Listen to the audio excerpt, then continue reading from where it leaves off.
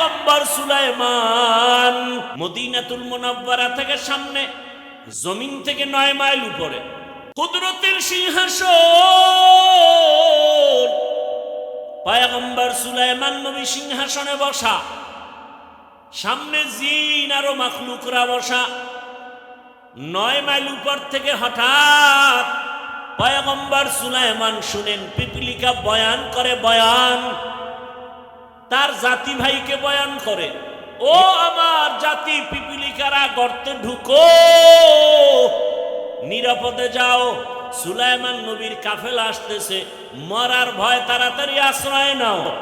ওই পিপিলিকা বয়ান আল্লাহর কাছে এত ভালো লাগছে, সুলাইমান নবী 9 মাইল উপর থেকে শুনিলেন, ও সিংহাসন জমিনে ল্যান্ড করো। জমিনে ল্যান্ড করলো, পিপিলিকার বয়ান শুনাইলেন। আর সুলাইমান নবী আশ্চর্য হয়ে গেলেন, একটা পিপিলিকা তার জাতি ভাইরে ক্ষতি করতে চায় না, আর আশরাফুল মখলুক মানুষ, মানুষ হইয়া মানুষের গলায় ছুরি চালায়, অন্তরে মায়া লাগে না। এরা মানুষ, কুকুরের মারলে কষ্ট লাগে, বিড়ালের মারলে কষ্ট লাগে, মানুষ মারতে কোনো কষ্ট লাগে না রে বাবা। আল্লাহর মোহাব্বতের বান্দা পয়গম্বর সুলাইমান, সোয়া লাগছে তো পিপিলিকার দাম বেড়ে গেছে, জান্নাতে যাবে। মজলিস আল্লাহ ফেরেশতাকে নিয়ে মিলায় রাখছেন, আর ঘোষণা দিয়ে দিছেন, এই প্যান্ডেলে যারা আছে সবার গুনাহ মাফ করে দিলাম। এই প্যান্ডেলটার দাম কত জানেন? পৃথিবীতে 3rd ক্লাসের বিছানায় বসছেন, এর থেকে 3rd ক্লাসের বিছানা হতে পারে? এই বিছানায় বসতে হলে সবাই পারে না, কপাল লাগে, সবাই পারে না। এজন্য দেখেন না ফাঁকে ফাঁকে উঠে যায়, কারণ ভিতরে আগুন লেগে গেছে, বসতে পারবে না সবাই। এই বিছানাটা খুব দামি, বসলেই গুনাহ মাফ, বুঝেন না? আপনাদের রাজশাহী এলাকার কোন টাকাওয়ালা বাহাদুর যদি এতগুলো মানুষ এক মাঠে জমা করতে চাইতেন দুনিয়ার জন্য, কি করতে হতো? তার প্রথমে ফ্রি গাড়ি দেওয়া লাগতো, ঠিক নি? আর ফ্রি গাড়ি দিলেও এই বেহেশতি মানুষ কেউ আসতো না, গাঞ্জা করে না লাইনে দাঁড়ায় যেত। আপনাদের ফ্রি গাড়ি দেওয়া আছে, একটু চিন্তা করেন তো, চিন্তা করা দরকার না? পশু করবে না, আপনি করেন। এতগুলো মানুষ এখানে, বসার জায়গা নাই, দাঁড়ানোরও জায়গা নাই। আর একটা নাকি পুরুষের প্যান্ডেল বাহিরে আছে, আবার আম্মা জানের জন্য তো কত প্যান্ডেল অপেক্ষমান।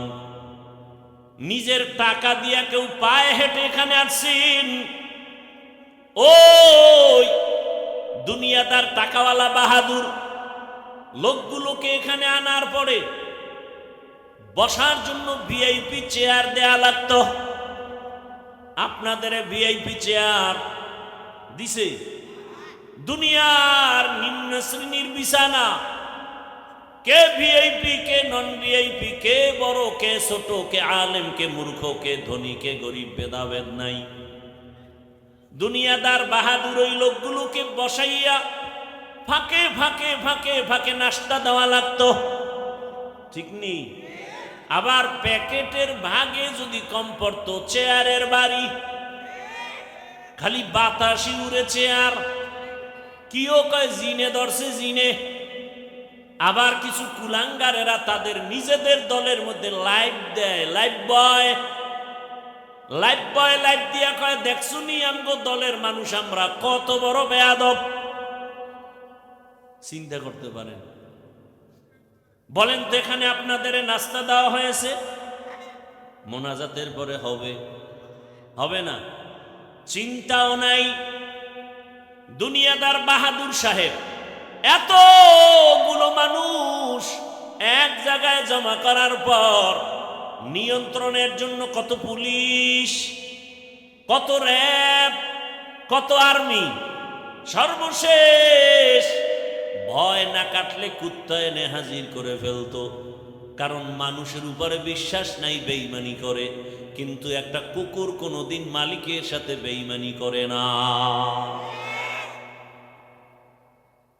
এবার একটু চিন্তা করেন তো, এই প্যান্ডেলটাকে নিয়ন্ত্রণ, সবাই বসা, কে বুড়া কে গুড়া, কে ধনী কে গরিব, কে বড় ছোট, সব একাকার, চুপচাপ, কোনো আওয়াজ নাই।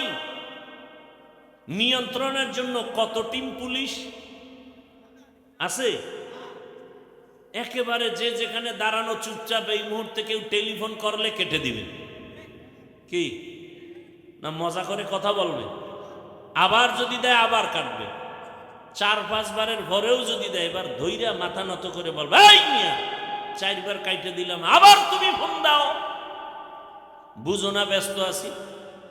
আর যদি টেলিফোনটা ঘরের ম্যাডাম থেকে আসে, তা আজকে রাত্রি উপায় নেই। এখান থেকে শিক্ষার কিছু আছে কি আছে? এতগুলো মানুষ টাকা নিজেরটা দিয়া, কেউ মাদ্রাসায় দান করছে, না খাইয়া পেটের ক্ষুধা লইয়া চুপচাপ ঠান্ডার ভেতরে, একেবারে নিম্ন শ্রেণীর, পৃথিবীতে থেকে নরমাল বিছানা হতে পারে না, চুপচাপ বসা, চুপ, সভ্য শান্ত পরিবেশ, কোনো নিয়ন্ত্রণের জন্য কেউ নাই। এটা কেমনে সম্ভব? মুসলমান ভালো করে লিখে রাখো, ইসলাম মানলেই এটা সম্ভব। এটা ইসলাম পারে, আর কেউ পারে না। এজন্য ইসলাম দরকার এই জমিনকে ঠান্ডা করার জন্য। দুনিয়ার কেউ জমিনকে ঠান্ডা করতে পারবে না একমাত্র ইসলাম ছাড়া। আল্লাহ হেদায়েত দান করুন।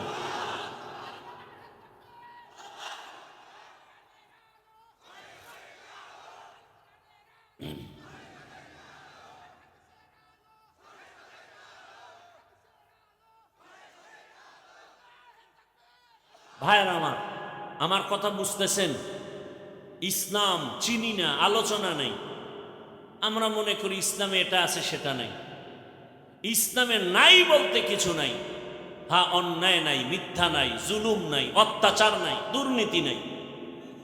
ইসলাম আল্লাহর দেওয়া কোরআন পারফেক্ট, পাওয়ারফুল, কোন দিকের দুর্বলতা নাই। অর্থনীতি ইসলামের এত সুন্দর, আল্লাহর জাতের কসম, দুনিয়াতে যত নীতি আছে সব থেকে দামি এবং পারফেক্ট পাওয়ারফুল নীতির নাম ইসলামের নীতি। আমরা বুঝি না, আলোচনা করি না। আমাদেরকে বিভিন্নভাবে বলে কোরআন হাদিসের বাইরে কথা বলবেন না।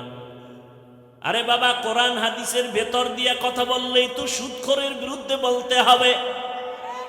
আপনাদের ঈমান কি বলে? কোরআন হাদিস কি সুদখোরের পক্ষে, বেনামাজির পক্ষে, ঘুষখোরের পক্ষে, বেপরদাওয়ালার পক্ষে, জালেমের পক্ষে, খুনি ধর্ষকের পক্ষে?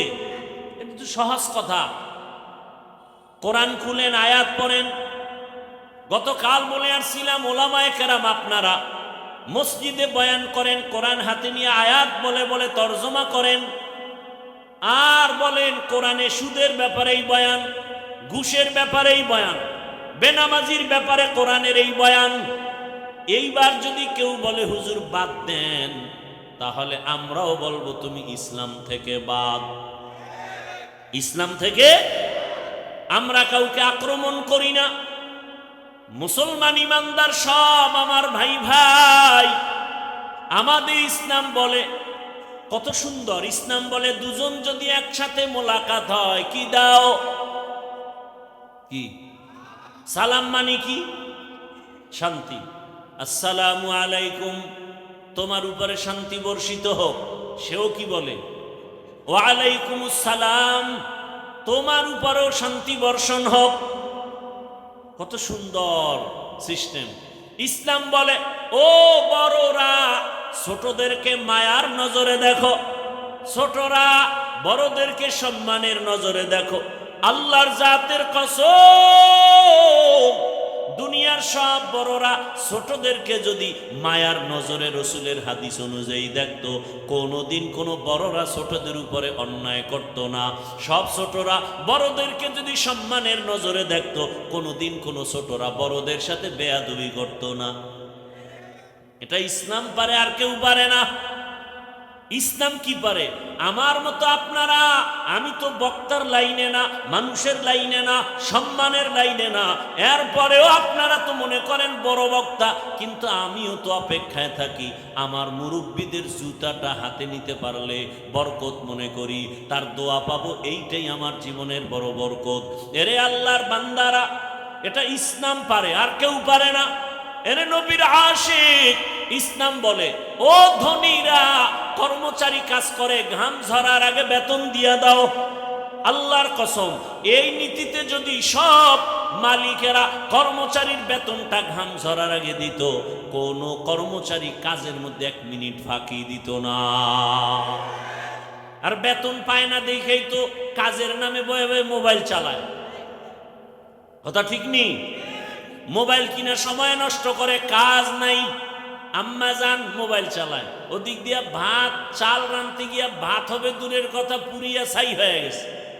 মোবাইল মোবাইল, বলার ভাষা নাই, বুঝার মানুষ নাই। ও আমার যুবক, অনুরোধ করে বলি রে বাবা, আল্লাহ ওয়ালাদের সোহবত নাও। বাংলাতে একটা প্রবাদ সবাই জানেন, সৎসঙ্গে অসৎসঙ্গে। আপনারা দেখছেননি বাসে লেখা ধূমপান নিষেধ? দেখছেন? এটার মানে কি? ধূমপান করা যাবে? আচ্ছা, এটা লেখার পরে বাসে কেউ ধূমপান করে না? ড্রাইভার করে, হেল্পার করে, কন্ট্রাক্টর করে, টাকা না থাকলে ধার করে টানে। আমি হুজুর যদি বাধা দেই, ধোঁয়াগুলো সব আমার দিকে মারে, আর বলে আমার বাবার টাকায় পায়খানা টানি, তোমার সমস্যাটা কোথায়? দুনিয়াতে যদি কোনো ফাও আকাম থাকে, এটা হলো বিড়ি টানা। অনেক আকাম আছে, এটার লাভ আছে, যেমন মদ পান করাও একটা আকাম না কাম। এই আকামে লাভ আছে না নাই? আছে, আল্লাহ কয় আছে, আপনি আবার কি বুঝেন? মদ পান করলেও সাময়িক কিছু কি আছে ভাই? আরে কথা বলেন, লাভ আছে কি? শরীরের মধ্যে শক্তি, এনার্জি। লঙ্গি আউলা জাউলা করে বউরে মা কয়া ডাক দেয়, আছে না নাই? আপনাদের এদিকে কেউ আবার জিকির টিকির করেনি, মদ পান করে?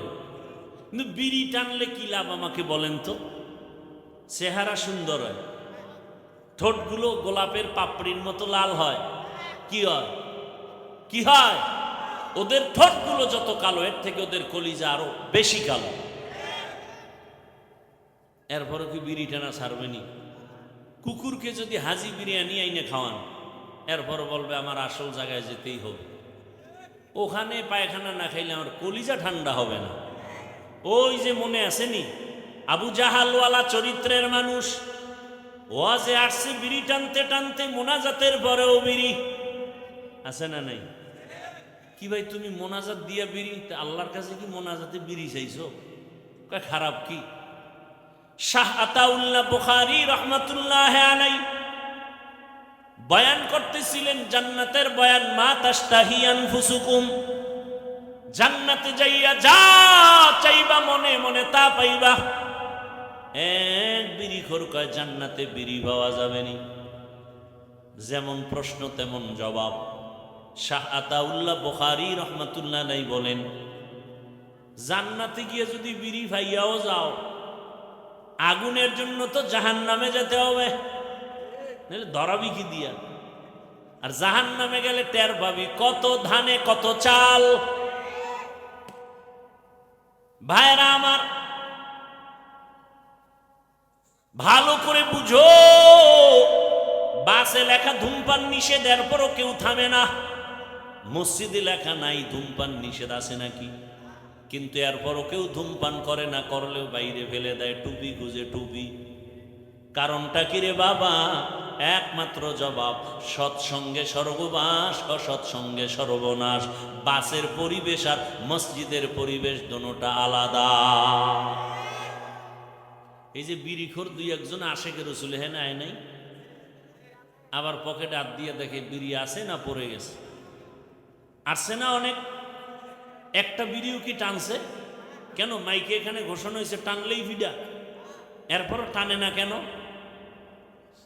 পরিবেশ, এখানের পরিবেশ বলে বিড়ি টানা যাবে না। আমি যদি কই ভাই অনুমতি দিলাম 1 মিনিট 2 একটা টান মারো, কেউ টান মারবে? বড় কঠিন কথা। পরিবেশটা এমন যেখানে বিড়ি টানা যায় না, পরিবেশ এমন যেই পরিবেশে কেউ কাউকে গালি দেয় না। গোটা দেশের পরিবেশ যদি এমন হয়, আমার দেশটা বেহেশতের বাগান হতে সময় লাগবে না। আল্লাহওয়ালাদের নেক নজর লাগাও, ভালোদের সঙ্গ লাগাইও। ভালোর ছোঁয়া লাগলে তো শুধু মানুষ না, পশুরও দাম বেড়ে যায়। রহমতের নবী বলেন, কিয়ামতের দিন একটা কুকুর জান্নাতে যাবে। একটা কুকুর জান্নাতে গেলেও কি না গেলেও কি, ওদের জন্য জান্নাতও নাই জাহান্নামও নাই। অথচ রাসূল বলেন, সহিহ হাদিস, কিয়ামতের ময়দানে কুকুর জান্নাতে যাবে। কারণটা কি?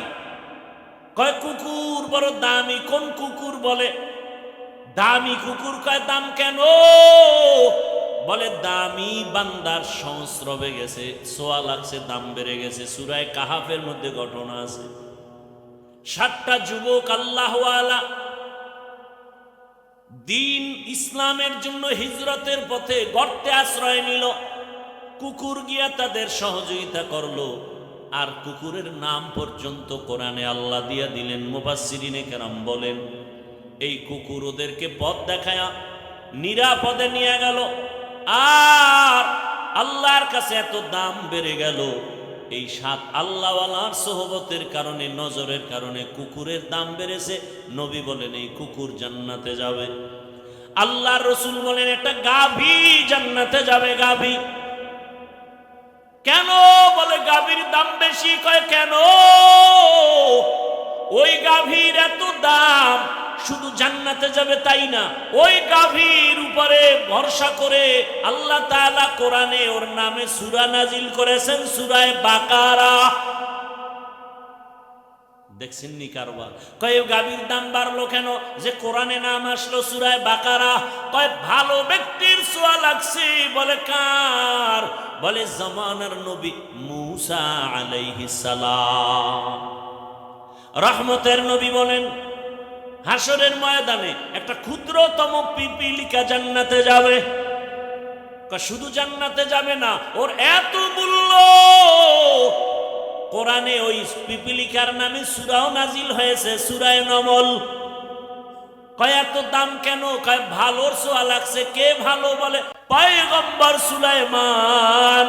বা সুলাইমা দাদে মুলক সরওয়ারি সদমতি খাতে মশদে ওয়াপরি। সুলাইমান নবীর ঘটনা আছে না নাই? মদিনাতুল মুনাওয়ারা থেকে সামনে, জমিন থেকে 9 মাইল উপরে কুদরতের সিংহাসন। পয়গম্বর সুলাইমান নবী সিংহাসনে বসা, সামনে জিন আরো মাখলুকরা বসা। 9 মাইল উপর থেকে হঠাৎ পয়গম্বর সুলাইমান শুনেন পিপিলিকা বয়ান করে। বয়ান তার জাতি ভাইকে বয়ান করে, ইয়া আইয়ুহান নামলু দুখুলু মাসাকিনাকুম, ও আমার জাতি পিপিলিকারা, গর্তে ঢুকো, নিরাপদে যাও। সুলাইমান নবীর কাফেলা আসতেছে, মরার ভয়, তাড়াতাড়ি আশ্রয় নাও। রাজনীতি নাই বলে কোরআনে। সুলাইমান নবীর এখান থেকে রাজনীতির পয়েন্ট শিখে নাও।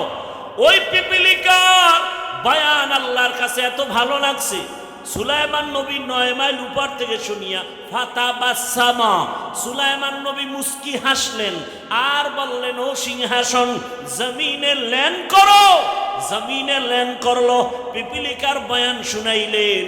আর সুলাইমান নবী আশ্চর্য হয়ে গেলেন। একটা পিপিলিকা তার জাতি ভাইরে ক্ষতি করতে চায় না, আর আশরাফুল মখলুক মানুষ, মানুষ হইয়া মানুষের গলায় ছুরি চালায়, অন্তরে মায়া লাগে না। এরা মানুষ, কুকুরের মারলে কষ্ট লাগে, বিড়ালের মারলে কষ্ট লাগে, মানুষ মারতে কোনো কষ্ট লাগে না রে বাবা। আল্লাহর মোহাব্বতের বান্দা পয়গম্বর সুলাইমান সোয়া লাগছে তো পিপিলিকার দাম বেড়ে গেছে, জান্নাতে যাবে। আল্লাহুম্মা ইন্নাকা আফুউন কারীম তুহিব্বুল আফওয়া ফাআফু আন্না। আল্লাহুম্মা ইন্না